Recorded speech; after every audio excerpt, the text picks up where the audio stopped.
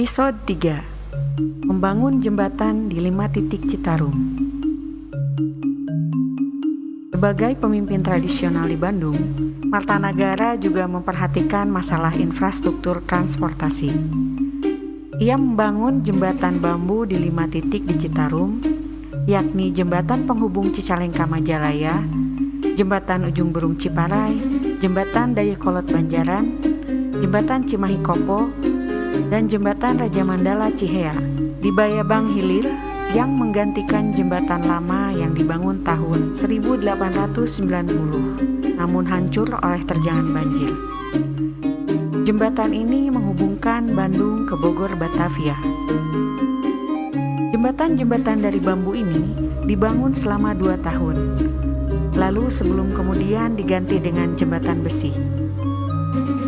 Setiap jembatan bambu yang sudah jadi lalu diperiksa oleh residen, asisten residen, dan kontrolir.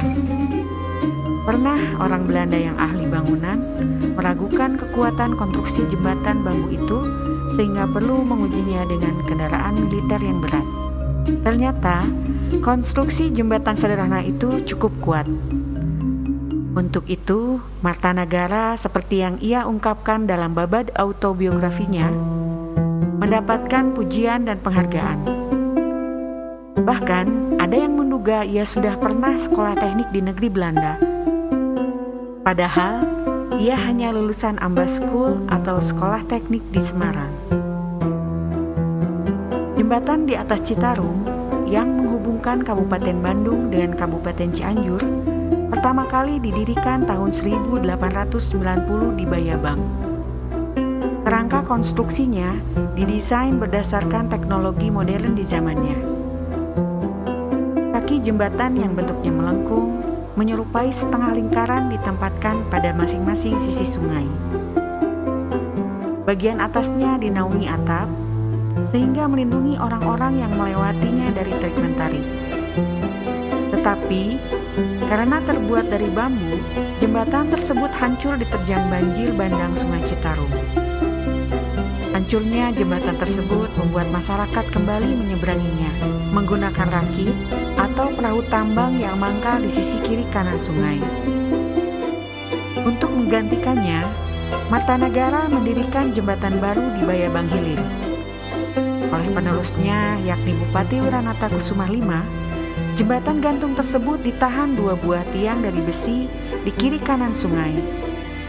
Namun, walaupun sudah disisipi besi pada konstruksinya, sementara mayoritas bahannya masih bambu dan tetap menggunakan tiang penyangga, jembatan baru tersebut hancur juga terkena serangan banjir besar.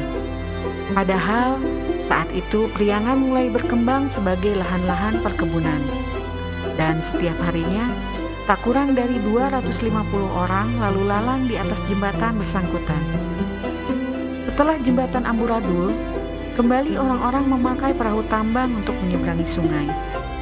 Tak kurang dari 50 gulden dihabiskan untuk ongkos penyeberangan dengan perahu tambang tersebut. Karena sarana penyeberangan di atas Citarum sangat vital bagi kepentingan distribusi hasil perkebunan, pemerintah kolonial memutuskan untuk membuat jembatan baru dengan konstruksi besi dan berbahan kayu. Panjangnya sekitar 86 meter. Agar kuat terhadap terjangan banjir, bagian tengah jembatan tak dilengkapi tiang penyangga, sehingga biayanya pun lebih murah. Rancangan pembangunannya digarap oleh Ing Jurgensen West, Kepala Bruggenburo Departemen VNW, sementara pelaksanaannya dilakukan oleh Teknis Buro Sunda. Pembangunan jembatan baru ini ditaksir menghabiskan biaya 26.060 gulden dan akan dipikul secara gotong royong. Masing-masing berasal dari Provinsi West Java sebesar 10.000 gulden, Regenstaf Cianjur 6.000 gulden, Regenstaf Bandung 8.000 gulden, dan Boseweisen material kayu 1.500 gulden. Sisanya senilai 1.000 gulden lebih dipungut dari hasil bumi yang disetorkan rakyat. Pekerjaan dimulai pada 26 Februari 1938 dan dibuka resmi pada 10 September di tahun yang sama. Setelah jembatan berfungsi, selama tahun 1939, jumlah kendaraan yang melintasinya tercatat 177 kendaraan bermotor roda 4, 72 truk, 25 sepeda motor, 80 sado dan delman, 69 gerobak pedati, dan 25.500 pejalan kaki. Transportasi darat Bandung Cianjur praktis lebih lancar. Tak cuma proyek raksasa jembatan Citarum, Bupati pun menyuruh warga membangun sasak gantung di atas Cikapundung, sekitar Balong Gede. Sasak gantung yang kini telah menjadi kampung tersendiri berarti jembatan gantung. Gemar belusukan. Sebagai bupati, Marta Nagara sering pula belusukan di kampung-kampung luar kota dan pasar-pasar di kota. Ia membeli barang-barang di salah satu pasar untuk dibandingkan dengan harga di pasar lainnya. Bila ada perbedaan harga, barang di satu pasar lebih mahal ketimbang di pasar satu lagi, ia meneliti sebab musabab perbedaan dan kenaikan harga tersebut.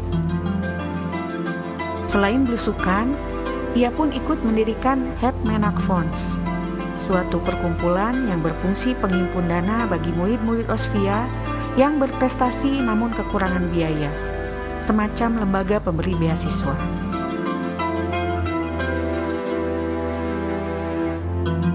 Atas semua jasanya, Marta Nagara mendapatkan sejumlah penghargaan. Bintang emas di tahun 1900, gelar adipati di tahun 1906, songsong kuning di tahun 1909. Dari Raja Siam atau Thailand yang berkunjung ke Bandung, ia pun mendapatkan bintang penghargaan khusus tahun 1901.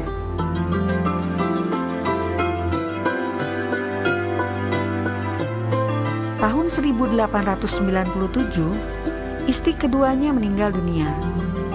Setahun kemudian, ia menikah lagi dengan putri Pangeran Sugih dari istrinya yang asli Sumedang dan memiliki 3 anak.